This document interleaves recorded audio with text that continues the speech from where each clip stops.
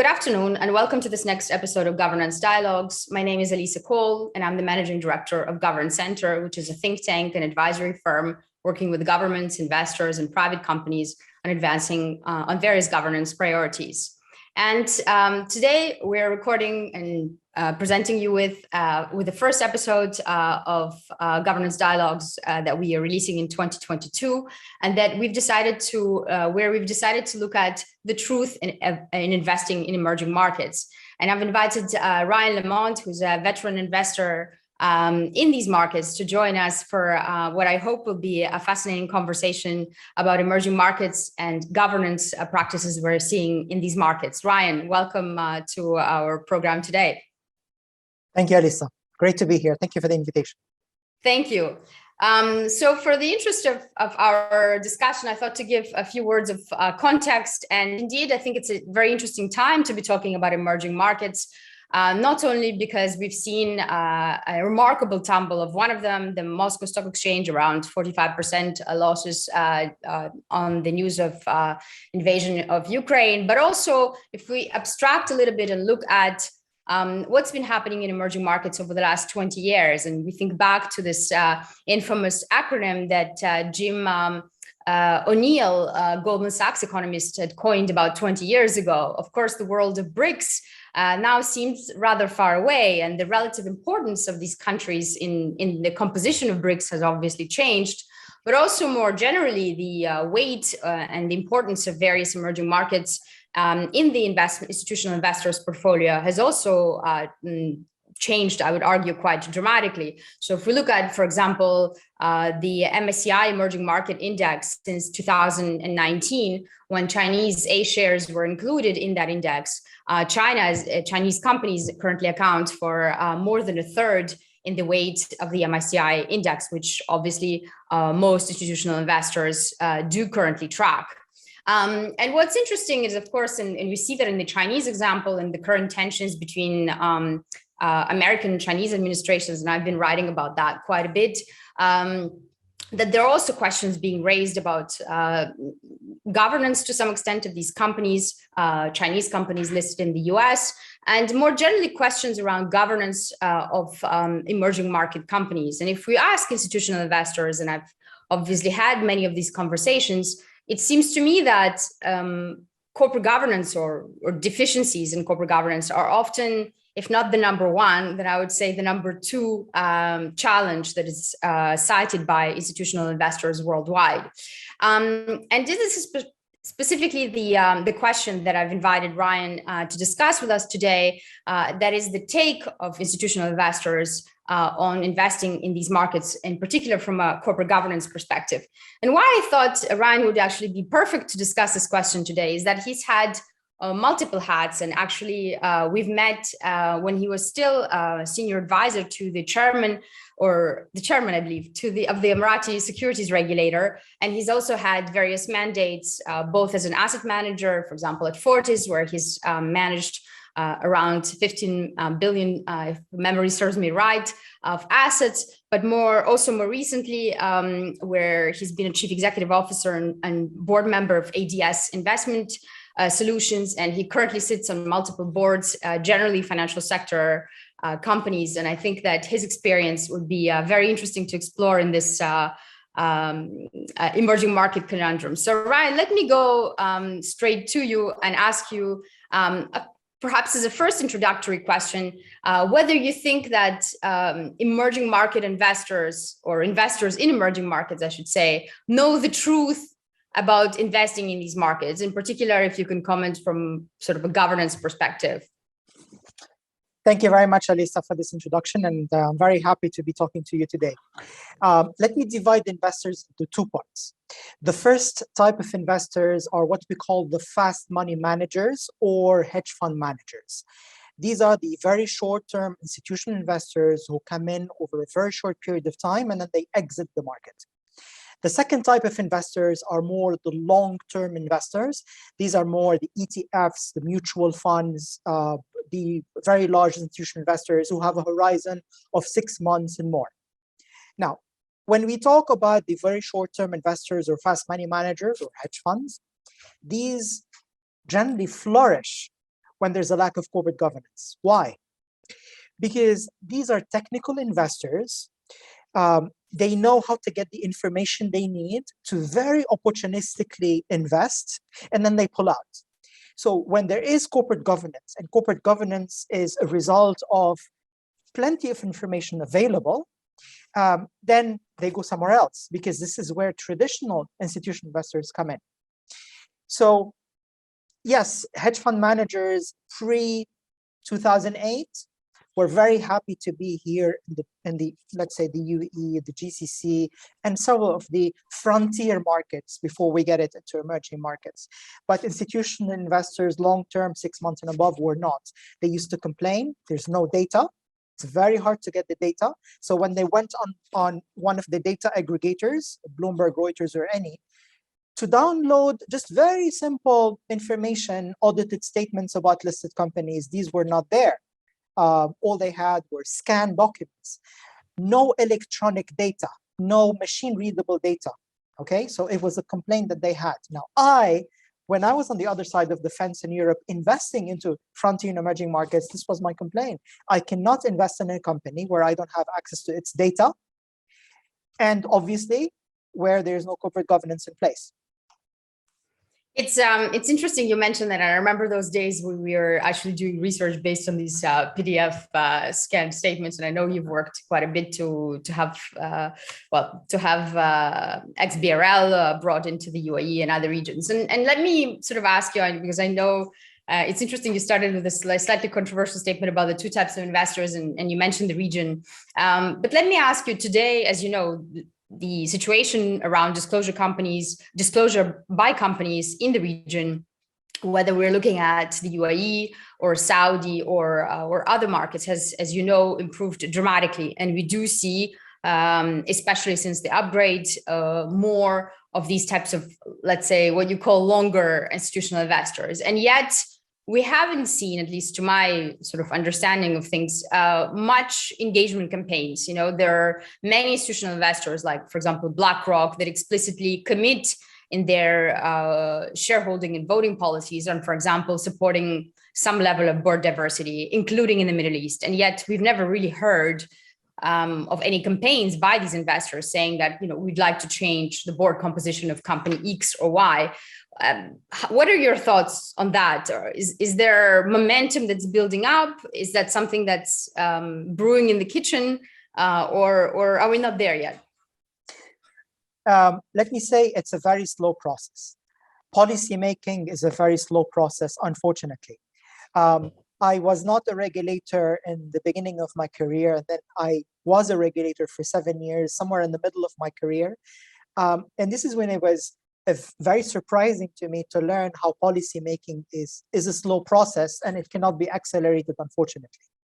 Now, corporate governance, board diversity, availability information, investor relations. So all of the building pillars of corporate governance are still being built in the region here in the Gulf and generally in emerging markets.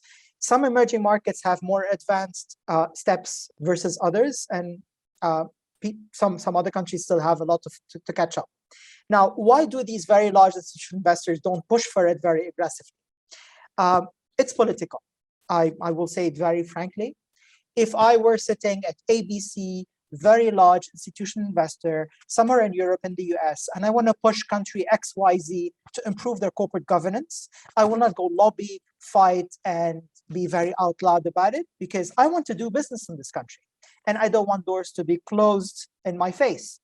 I have to be understanding. I have to be even complacent and understanding that these policymakers are working on it. They have a pipeline, and that they will get there. So being an aggressive activist with regards to corporate governance will only be helpful to make noise, create controversy in the media, but effectively it will not make the policymaker work any faster, because policymakers cannot work any faster, unfortunately. Where policymakers can be better at what they do is to prioritize.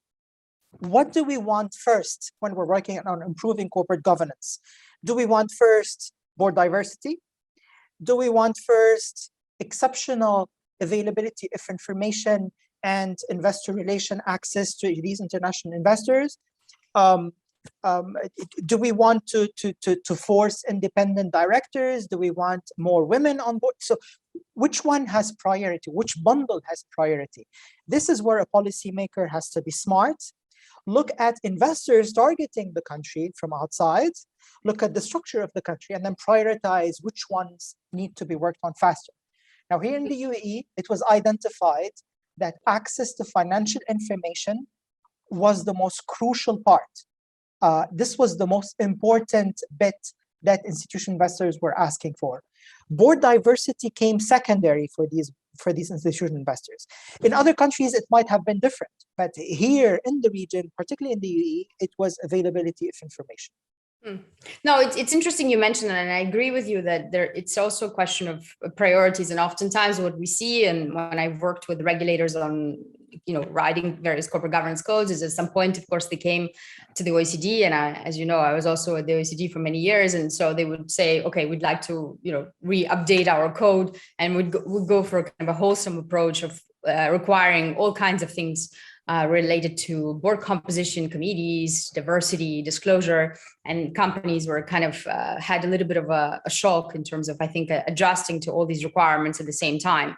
And effectively, I agree with you. The disclosure was something where we've seen enormous progress, and yet I also wonder now, as kind of a second wave of progress, whether that disclosure will also be reviewed or rethought in terms of qualitative information that is being disclosed, which tends to be, let's face it, a bit rosy in many respects. But you mentioned a number of corporate governance risks that institutional investors have spotted. And I wonder what your thoughts are about, let's call it the defense strategy that you as an asset manager or institutional investor sitting in Paris or London or wherever, what would be the critical things that, if you were investing in these markets, let's say Gulf, for example, or perhaps other markets you want to comment on, what are the red flags that you would be looking for, and how would you be looking at, let's say, addressing them? Is it exclusion? Is it some sort of softer activism? Because as you mentioned,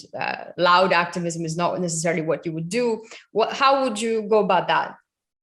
Now, in this would apply to most emerging markets, emerging countries. They're often the flagship or blue chip companies that everyone invests in, including local investors. So these would be the obvious choice, because here there's skin in the game, there's alignment of interest for me as a foreign investor and for local institutional investors. So here in the region, I don't want to name companies, but these are the flagship, very large blue chip companies. They pay dividends, very long-term investments. Now, when these are oversold, they don't have value in them anymore. We have to look lower the food chain. Now, in this case, one of the first things we do is look at the story behind the company, look at the financial data, and look to interact with this company. So we would literally pick up the phone or send an email to the company to understand. So on your website, you said that your vision was this and that. Could you please explain why? Could you explain why not? If we don't get any response from the company, that's a big, big red flag. Okay, if we're unable to reach the company in any way.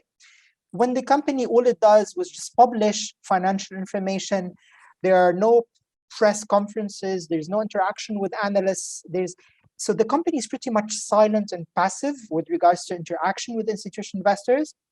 That's a big red flag.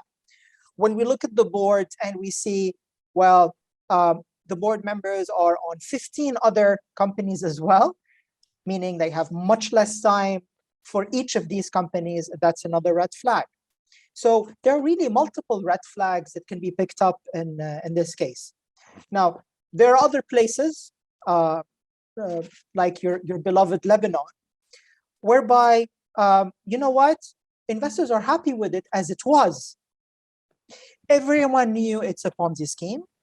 Everyone knew it's going to collapse one day, but everyone was happy to buy these Euro bonds and get paid 8 to 10% in interest. Okay? Unfortunately, this is where it is. This is where we institutional investors, and mea culpa, we are complicit. We encourage bad corporate governance. We encourage sometimes corruption by providing capital because we want the return, because it pays so well. The whole system has to be reviewed. We're talking about corporate governance of emerging markets. Let me take it a notch further, Alissa. Let's talk about corporate governance of large institutional investors.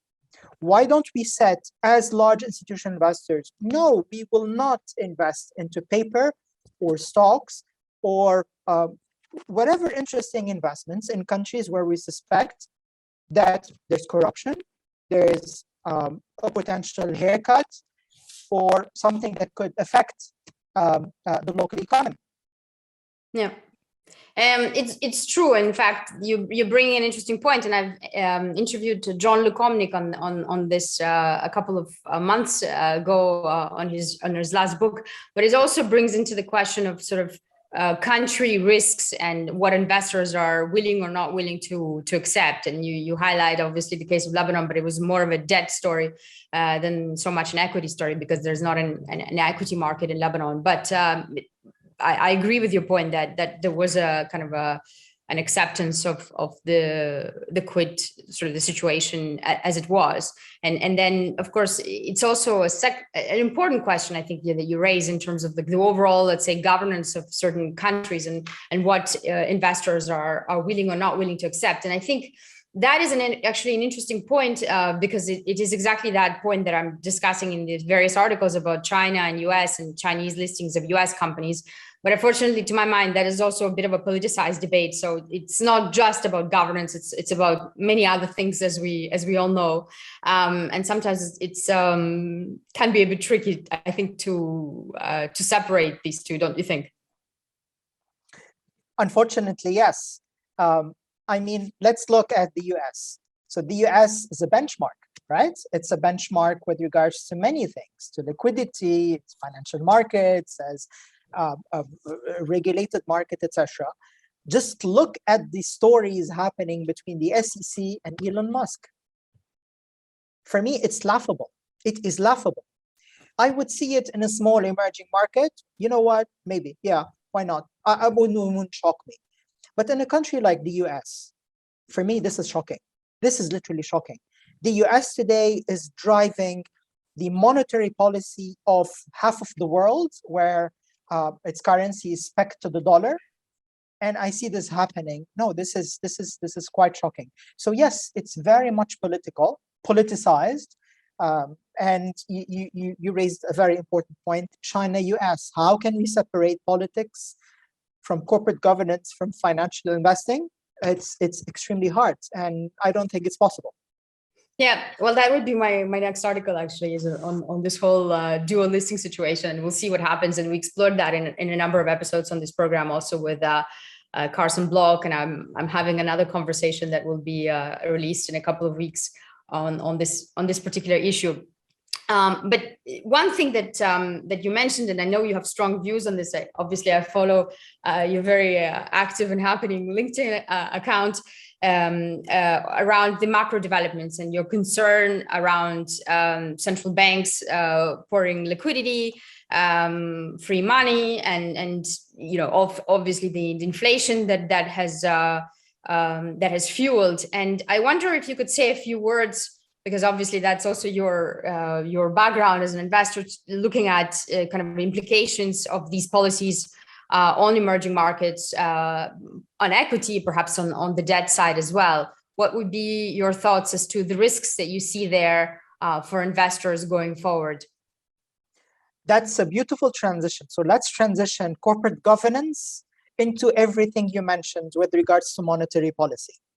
So on the corporate governance side, when the Fed employees, and particularly the Fed board, the Federal Reserve Board in the US, are allowed to buy options, they're allowed to buy stocks, they're allowed to do pretty much everything they want on the US stock markets. They are the biggest market maker with regards to the US stock markets. We were talking about the Fed put.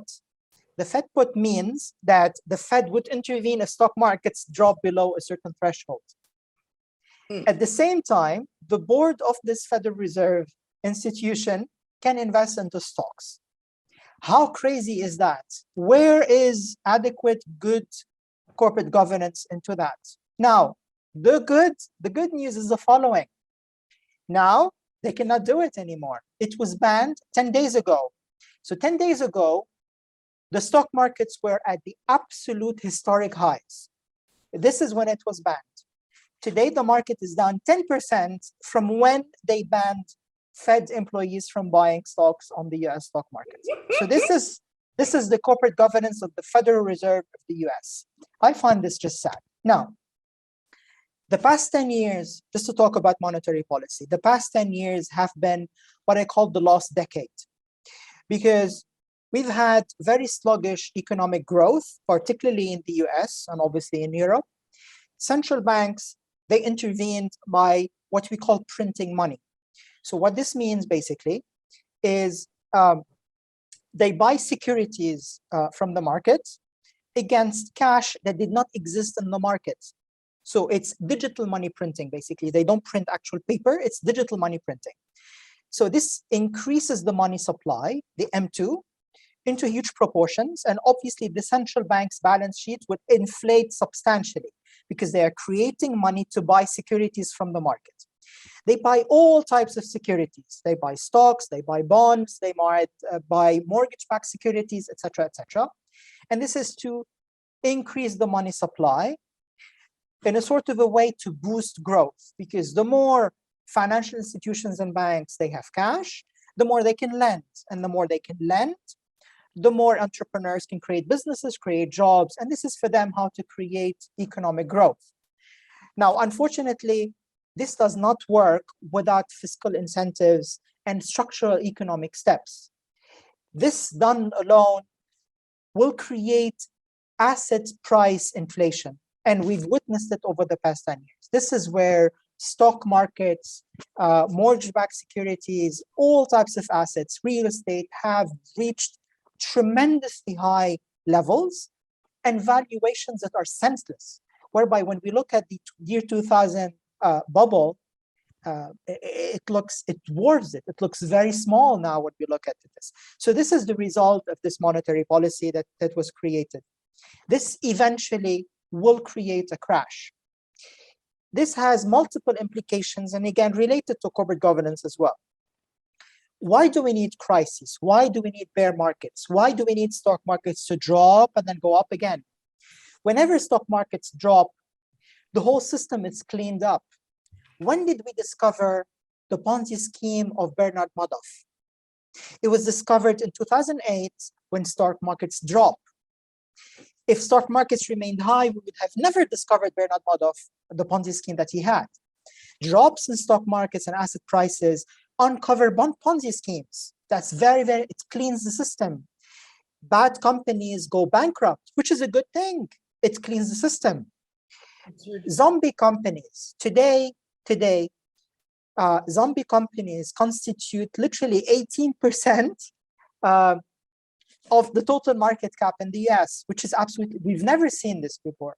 So zombie companies are companies whereby debt servicing is higher than the net profit they're making. That's a zombie company. Zombie companies would not be there if we were not in such a very expansionary monetary policy that is taking place. So this is creating anomalies. This is creating things that are counter adequate corporate governance, counterproductive. And last, and I will stop there, how do we learn to become good traders and investment managers? Let me give you one saying. We don't become good sailors in calm seas. So the past 10 years, we've had investment managers who do not know what's a bear market. We have a generation over the past 10 years of traders who do not know what strong volatility over 6 months means.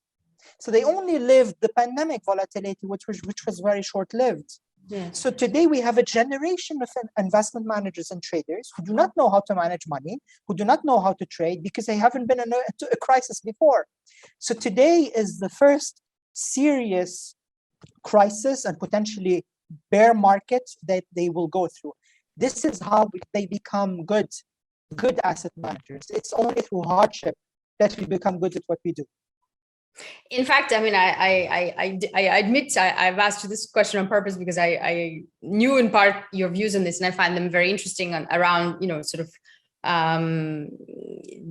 the issues that you mentioned that asset managers don't really know what this other world is. And we actually had an interview a couple of weeks, I remember, with an accountant, forensic accountant, Anthony Schlipori, who was on this program, and I think the title of that episode was something like, when the tide goes down, what will happen?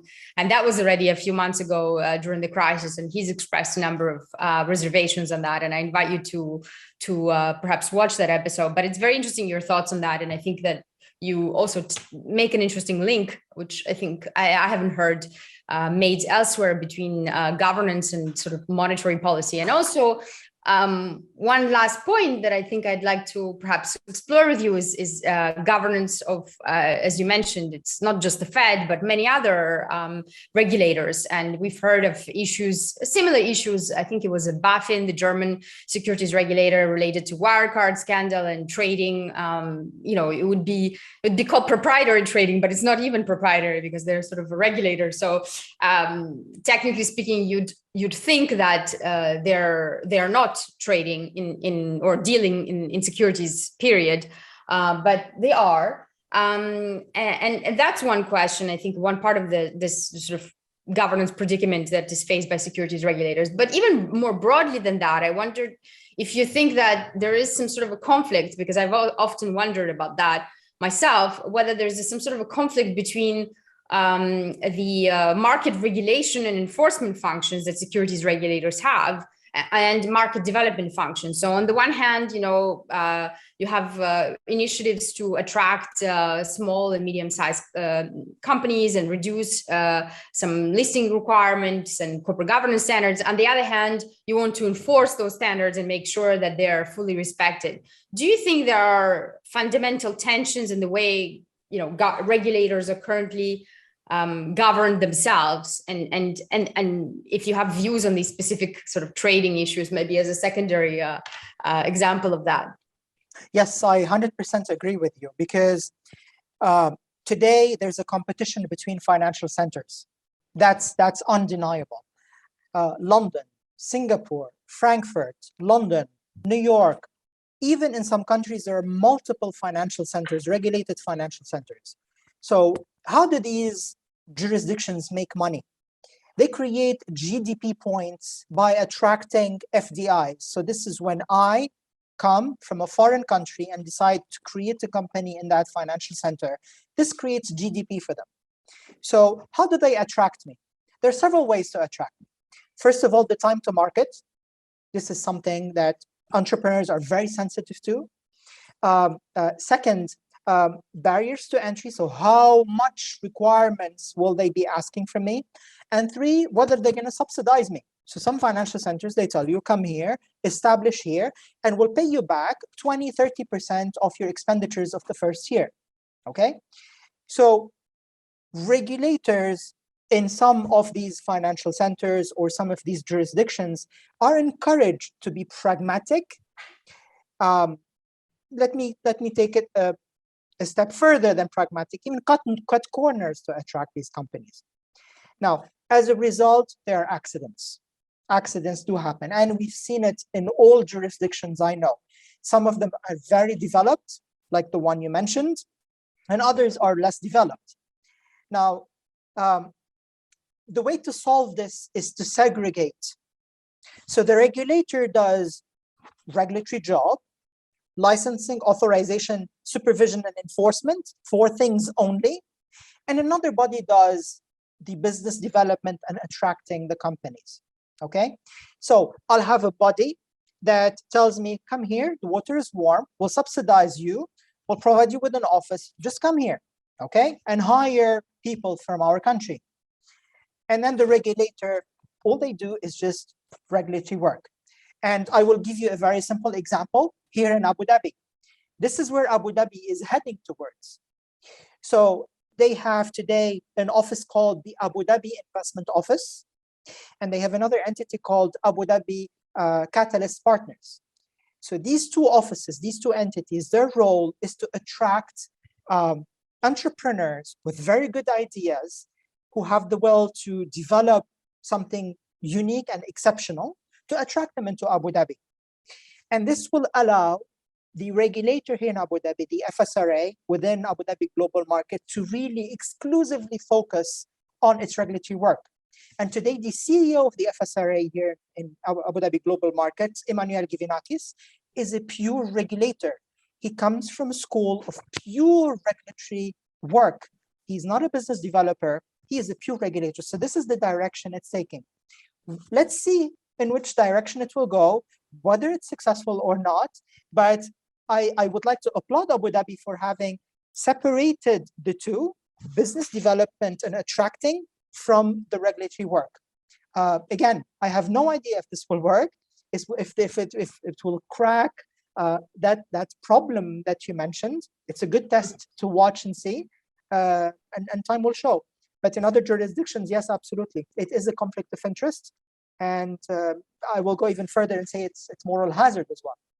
Yeah, and I'm glad we agree on that point, because I think it's something that's it's not really been addressed in financial research in financial markets or in opinions. And I think that the more we see developments like Wirecard and others, we don't need to go into details on specific markets, but you mentioned US, there are these cases, and it's interesting you they employ the word moral hazard, and I obviously I was going there as well. I'm glad that you see it a little bit of the same way. And I'd like to thank you for your views. And today we've covered a range of topics, from macro policy to corporate governance in specific emerging market companies, to governance of regulators, and how institutional investors view all of this. And I think it was a very interesting conversation. So thank you, Ryan, for joining us. And I hope that you've also all found this episode of Governance Dialogues as fascinating as I have. Thank you, Alissa. Thank you. And for our audience, just a quick comment that this episode will be followed by others that will be exploring some of the issues that we've mentioned today, US-China listings, and many other topics related to governance in developed and emerging markets. Thank you for joining us today.